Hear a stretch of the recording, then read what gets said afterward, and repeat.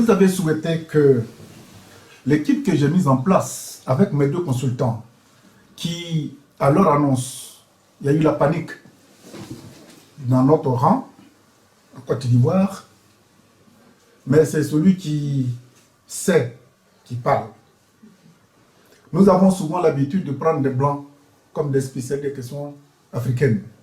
Mais bon Dieu, pourquoi le blanc doit quitter ici pour aller se spécialiser dans des problèmes qui nous concernent nous-mêmes? Moi aussi, j'ai déniché des spécialistes. Il s'agit de Hervé Diégué et de Maïliba, je prononce bien son nom. Ils ont pris fait et cause pour l'assassinat du jeune Brice. Il faut qu'on en parle. Oui, je ne suis pas content, je suis très en colère ce matin. Il faut qu'on en parle. Est-ce que le président Ouattara fait exprès pour que tout cela se passe en Côte d'Ivoire? Je ne voudrais pas m'énerver, mais il s'agit d'un enfant qui vient d'être ignoblement abattu et qui laisse une trace indélébile d'affection, d'infection à sa maman et à ses parents. Tout à l'heure, la personne que nous allons rencontrer m'a dit quelque chose que j'ai noté. Elle dit quand une femme perd son mari, on dit qu'elle est veuve. Quand un homme perd sa femme, on dit qu'il est veuf. Quand un fils perd son père, on dit qu'il est orphelin. Mais quand un homme perd son fils, il n'y a pas de qualificatif. Quand une femme perd son fils, il n'y a pas de qualificatif. Nous allons trouver ce qualificatif-là aujourd'hui. Monsieur Miambli, si vous m'écoutez, c'est contre vous que nous allons faire cette rencontre depuis Paris.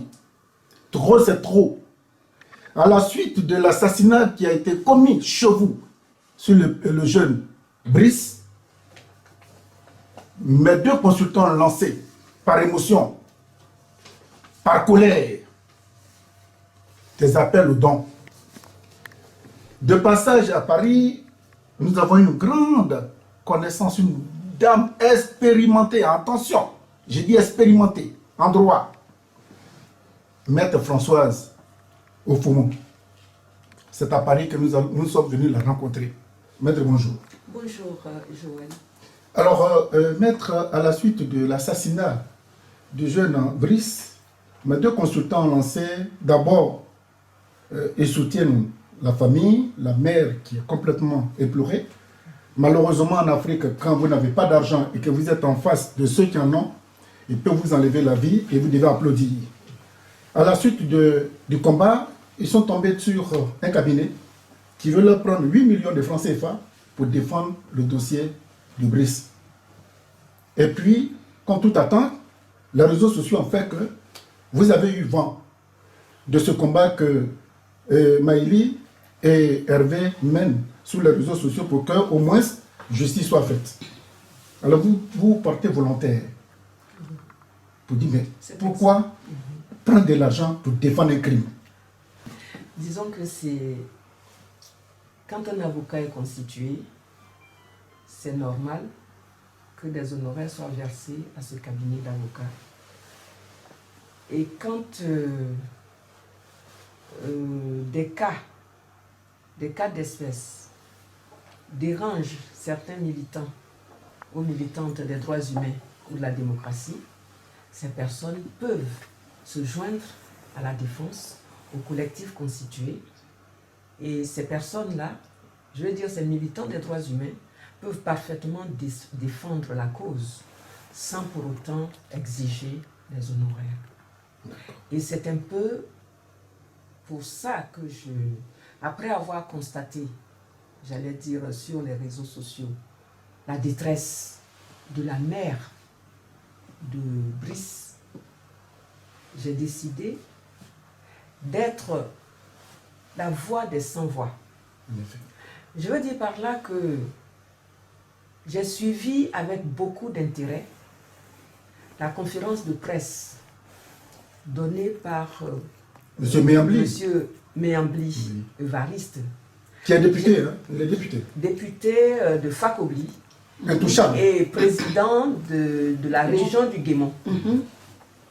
J'ai suivi également des interventions de proches du défunt donc des personnes, des sachantes, des personnes sachantes. Et j'en suis arrivée au fait que, avec une plainte déposée contre un défunt, parce que dans la conférence de M. Méambli, j'ai relevé qu'il avait déposé plainte contre Brice. J'ai relevé qu'il avait déposé plainte contre tous ses proches collaborateurs, sa garde rapprochée, son directeur de protocole, etc. Et au milieu de toutes ces plaintes, je me dis, mais il faut faire quelque chose. Et cette chose à faire, c'est essentiellement que la plainte soit déposée, d'accord.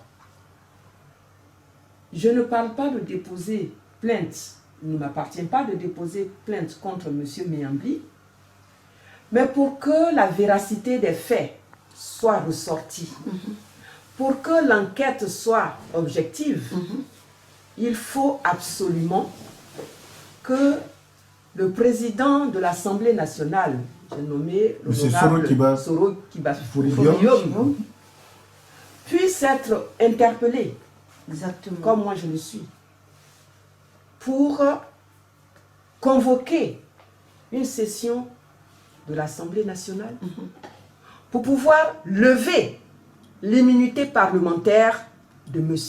Méambli. Très bien.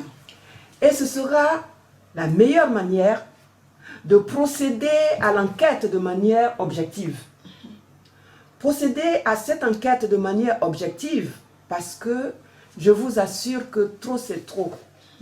Je veux dire qu'il y a trop d'impunité au niveau de la Côte d'Ivoire sous le régime du président Ouattara. Je dis cela parce que avant ma venue, avant de venir en Côte d'Ivoire, en France, nous avions relevé qu'il y avait un député qui avait frappé, qui avait giflé une policière.